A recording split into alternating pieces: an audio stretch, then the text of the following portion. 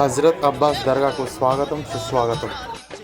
వీడియోలోకి వెళ్ళే ముందు నా ఛానల్ని సబ్స్క్రైబ్ చేయడం మర్చిపోకండి. మరిన్ని వీడియోస్ కోసం సబ్స్క్రైబ్ మై ఛానల్. ఇక్కడ ఉన్న దర్గా చూస్తున్నారు మీరు. అయితే తను 11 సంవత్సరాల వయసులో ఉన్నప్పుడు హజరత్ అబ్బాస్ స్వామివారు ఒంటి మీదకి వచ్చారు. అయితే కొన్ని వందల సంవత్సరాలుగా స్వామివారు అక్కడ గుట్టలో వెలిచున్నారు, అంటే ఆ ఏరియాకి వచ్చి ఉన్నారు స్వామి హజరత్ అబ్బాస్ స్వామివారు. సో ఏం చెప్పారంటే లతీ స్వామివారికి ఒంటి మీదకి వచ్చి నేను ఇక్కడ వెలిచున్నాను, సో మీరు ఇక్కడ దర్గా కట్టించాలని చెప్పారు. సో నాన్నగారు చాలా చిన్న వయసు, 11 సంవత్సరాల వయసు. అప్పుడు ఎవరు కూడా నమ్మేవారు కాదు ఏంటి ఇదని. అయితే కొన్ని మహిమలు చూపించారు.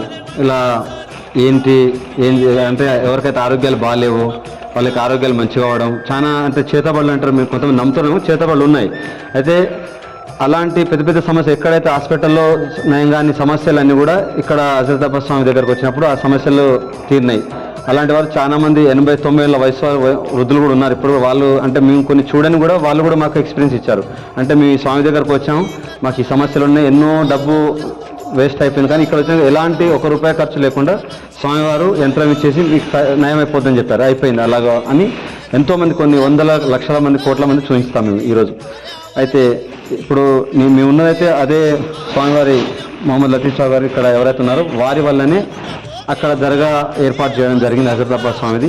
ఎవరైతే భక్తులు ఇప్పుడు ఈసారి వైస్ ప్రెసిడెంట్ గారు, ఈసారి కూడా దర్గా మెంబర్ ఇక్కడ ఉన్నారు, వీళ్ళంతా చాలా సీనియర్ అన్నట్టు ఇక్కడ. సో వీళ్ళందరి సహకారం, అంటే ఎంతమంది భక్తులు ఉన్నారు అందరి సహకారం ద్వారా ఉత్సవం జరుగుతుంది. ప్రతి సంవత్సరం యానివర్సరీ అవుతుంది. ఈ సంవత్సరం 56వ ఉత్సవం జరుపుకున్నాము స్వామివారి. ప్రతి సంవత్సరం అన్నదానం కూడా జరుగుతుంది.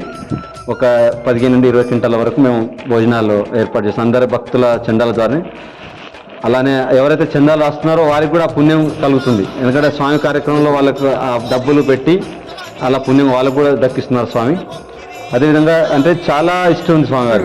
అంటే స్వామి చెప్పంటే నా గురించి ఎవరికి అడ్వైజ్ చేయొద్దని చెప్పేవారు, కానీ ఇండైరెక్ట్గా చాలా మంది అలా భక్తులు ఒకరికో చెప్పుకొని ఈరోజు చాలా మంది కొన్ని వేల వందల సంఖ్య లక్షల సంఖ్యలో వస్తారు స్వామివారి దగ్గరికి. అదేవిధంగా 3 రోజులు ఉత్సవాలు ఉంటాయి. Every year February 21st, 22nd, 23 ఈ 3 రోజులు ఉంటుంది. ఫస్ట్ 20